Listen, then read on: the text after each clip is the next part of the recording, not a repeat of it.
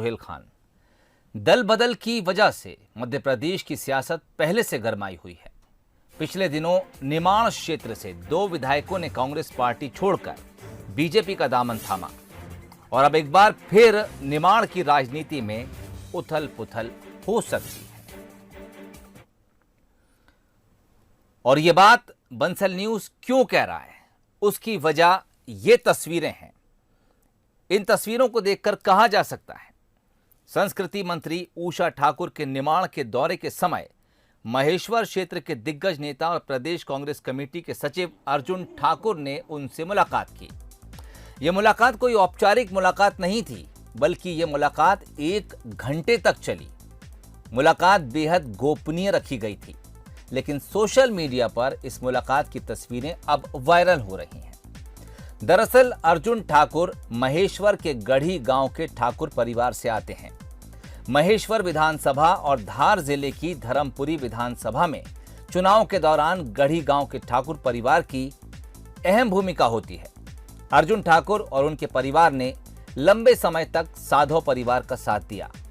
पिछले दिनों ये परिवार अरुण यादव से जुड़ा और उसी के बाद साधो परिवार और अर्जुन ठाकुर के बीच अनबन की खबरें सामने आना शुरू हो गईं।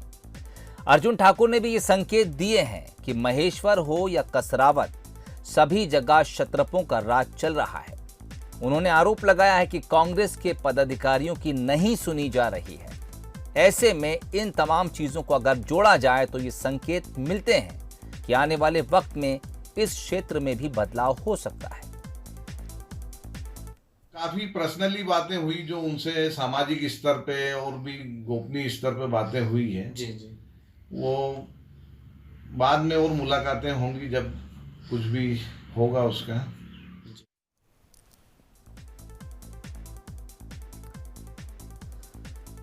चलिए, आपको वो हमने बाइट भी सुनाई, क्या कुछ कहना था उनका। विजय मान के वरिष्ठ सहयोगी इस वक्त हमारे साथ फोन लाइन पर जुड़ रहे हैं। विजय जी, जो कुछ अभी हमने तस्वीरें दिखाई और जो कुछ अंदेशा इस वक्त लगाया जा रहा है, ऐसा नहीं है कि ये सिर्फ इस जगह की बात हो। कल भी भांडेर विधानसभा में जो कांग्रेस की बैठक हुई उसमें धक्का मुक्की तक हो गई। क्या कांग्रेस के भीतर अब भी उथल पुथल जारी है और ये उथल पुथल क्या किसी बदलाव की तरफ फिर से इशारा कर रही है? देखिए सोहेल, कांग्रेस के भीतर उथल पुथल तो जारी है, ये बिल्कुल कहा जा सकता है, क्योंकि कांग्रेस में, चूंकि कांग्रेस में एक संगठन आधारित पार्टी नहीं है, नेता आधारित पार्टी कांग्रेस है। और जहां तक ये जो मसला है महेश्वर का, यहाँ पर अर्जुन ठाकुर, भीम ठाकुर, ये ठाकुर परिवार से आने वाले गढ़ी के ठाकुर परिवार है। और यहाँ की सियासत को हम देखें तो धार जिले की जो धर्मपुरी सीट है और महेश्वर सीट है, ये परिवार का बड़ा योगदान रहा है कांग्रेस के विधायकों को जितवाने में, और चुनाव के वक्त ये परिवार बड़ा अहम भूमिका निभाता है। अब देखिए, 2 क्षत्रप हैं निमाड़ क्षेत्र की राजनीति में। हम खास तौर पर बात करें तो एक साधो परिवार है जो विजय लक्ष्मी साधो, उनके पिताजी भी वहां से रहे हैं एमएलए, उनके भाई भी पहले टिकट पे चुनाव लड़े थे। तो वो एक परिवार है। और दूसरा अरुण यादव जो सुभाष यादव के बेटे हैं, और सुभाष यादव एक बड़े नेता कहे जाते हैं कांग्रेस के जी। तो उनके बेटे अरुण यादव। अब ये दोनों जो हैं, दोनों बड़े नेता हैं, और दोनों के बीच में कहीं ना कहीं संगठन में पदों को लेकर और तमाम सारी बातों को लेकर, जैसे कि सियासत में होता है, और खास तौर पर कांग्रेस में जैसे क्षत्रपों के बीच हम देखते हैं कि हमेशा एक अघोषित तौर पर रस्साकशी चलती रहती है। तो वैसा ही कुछ यहाँ स्थिति है। और अर्जुन ठाकुर का उषा ठाकुर जो पर्यटन मंत्री है मध्य प्रदेश के, उनसे मुलाकात करना बहुत मायने रखता है।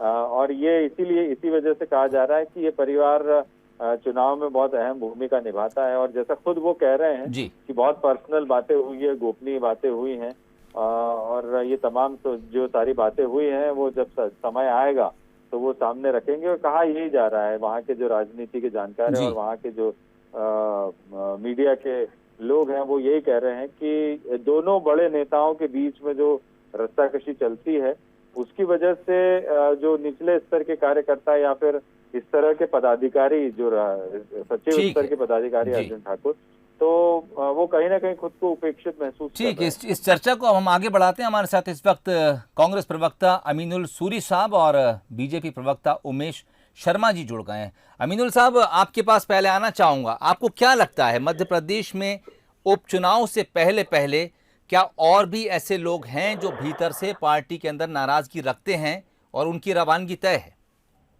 देखिए, सबसे विशेष बात होती है विचारधारा।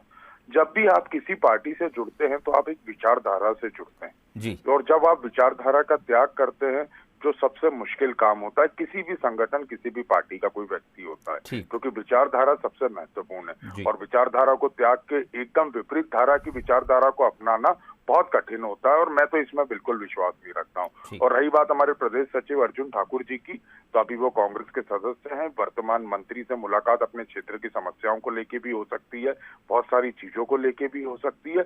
और अगर कहीं कोई व्यक्ति अपनी विचारधारा को छोड़ के जाना चाहता है, विचारधारा में उसका अस्तित्व और विश्वास नहीं बचा है और किसी दूसरी विचारधारा को अपनाना चाहता है, तो कोई उसको रोकने के लिए बाध्य नहीं है। ठीक, उमेश शर्मा साहब हमारे साथ मौजूद हैं। उमेश शर्मा साहब, क्या कहेंगे आप, क्या बीजेपी में अब भी दरवाजे खुले हैं? नमस्कार, मैं तो अमीनुल भाई को सुन रहा था, मुझे बड़ा अच्छा लगा कि वे विचारधारा की बात कर रहे थे। और कांग्रेस पार्टी में विचारधारा का मतलब एक परिवार की सेवा होता है, और पूरी कांग्रेस पार्टी एक परिवार पर केंद्रित होकर रह गई है।